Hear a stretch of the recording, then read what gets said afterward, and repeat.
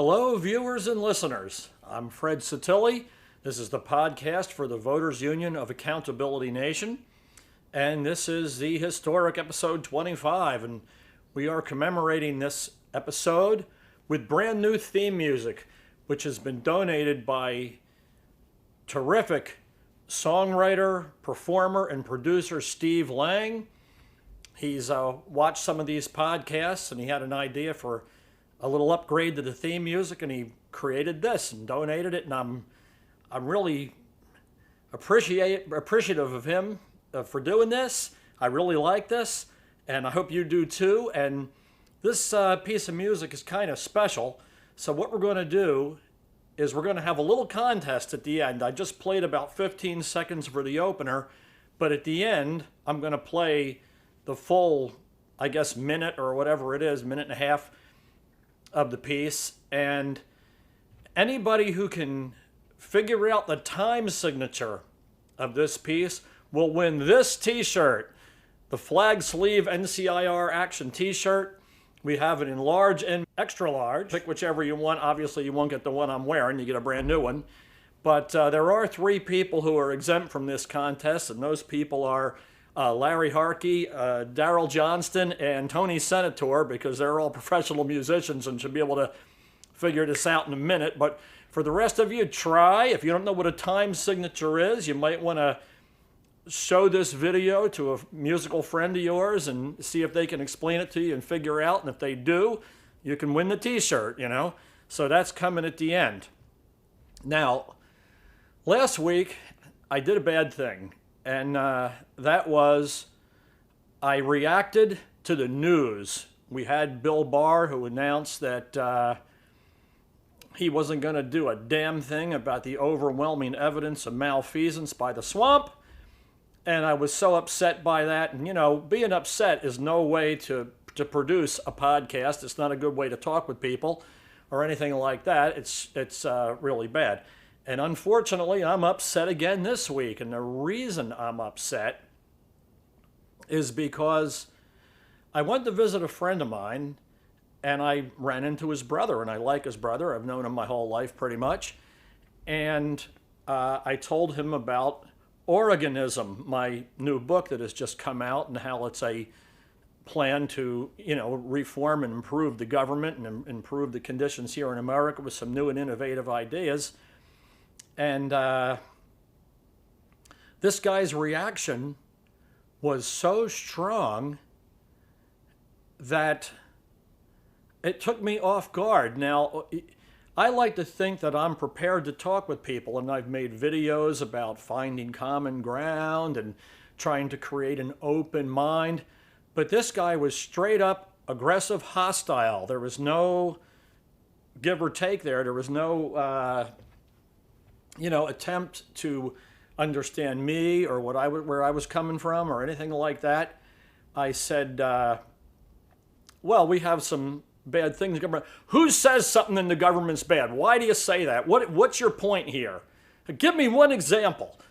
And I said, well, for one thing, we have schools that indoctrinate our children. They don't educate them. They don't bring them to become free thinkers. No, there's no free thinking. You don't understand. You watch old sitcoms on black and white TV, and that's how you want the world to be. It's not the world according to Fred's past. It's a world according to their future. And in their future, they need to know the truth, that we need a society that doesn't have guns, and we need a society that doesn't have, some religion-based morality, and we need a society,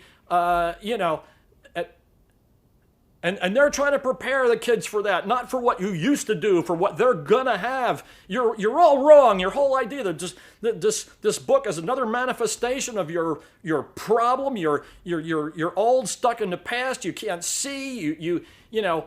And the guy stormed off, and it left me real upset because I like the guy. I mean, I've known him. I think highly of him. I have nothing but best wishes for him.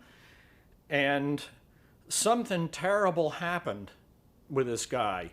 Something terrible happened to make him this way, to make him this forward and this angry.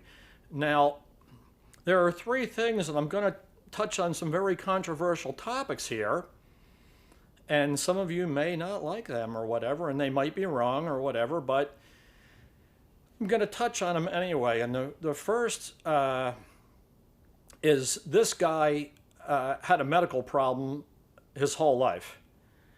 And he's been on disability his whole life, and he's been dependent on the government his whole life.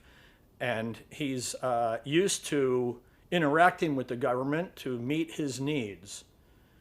And the government has met his needs for all these years. So his view of what the government is very different than, I want non-intrusive government. I want government out of my life. This guy needs government in his life every day. And I think he doesn't want me tampering with that. And I think he resents my tampering with that. And I could be wrong about that. It's a controversial topic. Let's have a controversy. Leave your comments in the comments below. That they always say that, right? I think that sharing the video and making comments should be self-explanatory to the YouTube world or the podcast world by now, but apparently it's not. Anyway, there's another. I started to talk about how upset I was with some of my friends, and and a great many, there were three people seemed to hit on the same vein of the subject, the same thread of why this is, and they all hit on a different one. And one person told me that they had a friend who was like them, and they loved America and the American dream, and they realized the value of the Constitution as it's written and the wisdom therein. And they said, but what ended up happening was they had a gay child. And because they had a gay child, they had to somehow metamorphosize into accepting that. They didn't expect that. It kind of blindsided them. And as a result, somehow they went hard to the left. Now, the thing is about going hard to the left like that is that, like, okay, you can still keep all your values and everything like that, but say, I have different views now on homosexuality. I love my child. I love my child's significant other or whatever, and I don't see anything problem. I don't have a problem with their love, and I think it's quite beautiful. And I guess homosexuality is a fact of life for a great many people, and I still believe that we should be able to protect ourselves with firearms and have free speech, but as far as homosexuality is concerned, whereas once I thought of it as maybe unnatural or whatever, now I realize that it is quite natural, and it's just fine. But they don't seem to do that. They seem to go, wow, I guess I better be pro-abortion and anti-religion and all these things that they go hard over. Now, another one of these things that seems to metamorphosize people is an interracial relationship.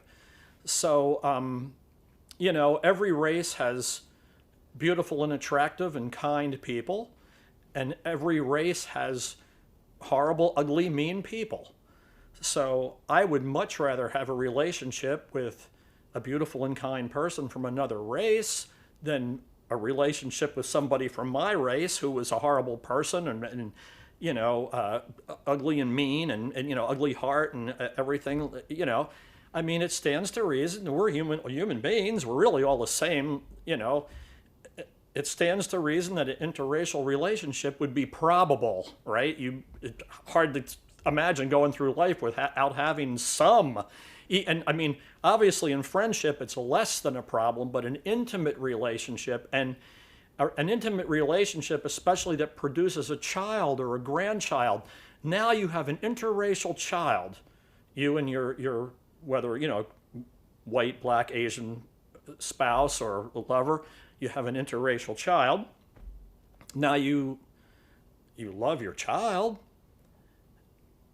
but for some reason you feel that you have to suddenly become like an activist for is there such a word as interraciality, or and all of a sudden it's not that you just pick that item, it's that you absorb all the whole left. Everything about the left has to be taken in. There's no right now in our society, there's no middle ground. Everybody seems to be extremely one way or extremely the other way, and the metamorphosis can be, you're going along, you're fine, and so you have one of these things that happens where some element of the other. The third thing is, I have a neighbor who loves her father, but hates men. She hates men. She's a radical feminist. She's having radical feminist meetings at her house where they're discussing how awful men are. In the meantime, her father is the hero of her life. She loves him. She just thinks he's wonderful in every way, as intellectually and socially and emotionally and paternally and all that kind of stuff. So I come to thinking about it all week. I'm upset by this, and I think that the left, the whole left. I mean, we're in a period of time where I think that the entire left is the result of inner conflict. I think that the people on the left now, the people on the left used to be like the kind and compassionate and understanding people, and the people on the right were kind of like less kind and compassionate and more business oriented and profit oriented and result. And you had the engineers here and the nurses there, the scientists, doctors on one side and the compassionate nurses on the other side. And they had kind of exemplified the left and right, and you need both of those things. So it was wonderful to have both of those things, each one of them in politics stressing, do your thing, but don't forget us, and then do our thing and don't forget you, and let's make sure that we consider everybody and include everybody, But what it's become now is the right seems to be unconflicted. They have a document, and they say, this is my agreement with the government. And we want all these things to be appreciated and observed. We want to have freedom of speech. We want to have freedom of religion. We want to have freedom to defend ourselves and everything. And the other side, they seem to be very, very conflicted. They have things like transgender. You don't even know what gender you are. You're born this way. You want to be that way. It might be natural. It might, I know a lot of people don't like to hear this. I say it and people, they vehemently deny it. But there is such a thing as fashion gay. There are people who, they might not even really have a sexual nature, but they've just decided that, the gay lifestyle looks cool. They're going to swing with that. And, you used to have it like the bohemian lifestyle, right? The artistic lifestyle. You get men and women who, they want to identify with a more bohemian lifestyle, and it's a style choice, right? So there are plenty of genuine homosexuals there are men who find men attractive, and there are women who find women attractive, and I don't have any problem with that, but it's the flagrancy of it. Heterosexual people are not flagrantly heterosexual, and homosexual people may also not be, but there are flagrantly homosexual people, and those are the style gay. That's style gay, And when that happens, they may or may not be. There are people who go back and forth. They marry a woman, then they marry a man, then they marry another woman, They're conflicted.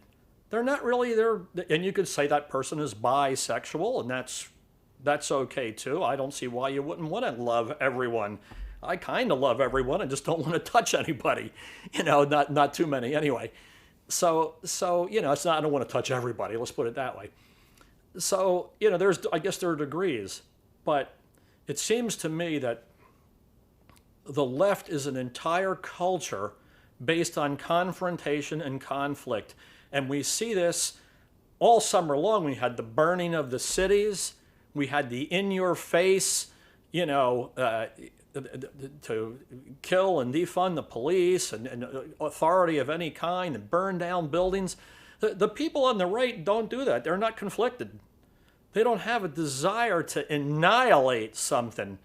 But I think that the people on the left, I think that their problem is inner.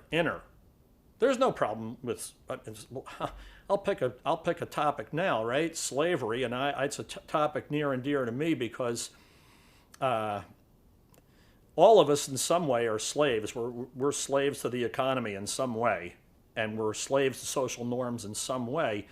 But our country does not have a giant slavery, a black slaves from Africa slavery problem. We don't have that now. But yet it's constantly out there. And I think that people have an inner conflict that they can't reconcile. I think they're screaming their head off. I think really what they're screaming their head off for is psychiatry. I think that they need to sit down, because this guy, the guy who's my friend's brother, who's really my friend too, this guy needs quiet conversation. He wasn't capable of it. He was angry, and he had all these conflicts, and I know his whole past history. So I'm just talking about it. I could be wrong about these things. I'm willing to talk about them too. But the left is not willing to talk about it. And that's what I'm saying. So I'm going to sign off. I'm going to thank you for listening. This is Voters Union of Accountability Nation. The incredible NCIR flag sleeve t-shirt is up for grabs for anybody who can figure out the time signature of the outro music. Thanks again, Steve, for that. And I'll be back again next week. We'll bring up some more topics. I hope I'm not upset. You know, I like to have a thoughtful philosophical message, or I like to have a constructive action message. But I just was upset this whole week because this poor guy, I mean, he approached me, and he just, right from word one, he was full of confrontation and conflict. And I don't know where it came from, but wherever it came from, it's inside him. And to be perfectly honest with you, I'd like to do something to get it back out of him so we could get together again and listen to music and have the laughs that we used to have 40 years ago. Anyway, thanks again. Here's the music. See you next time.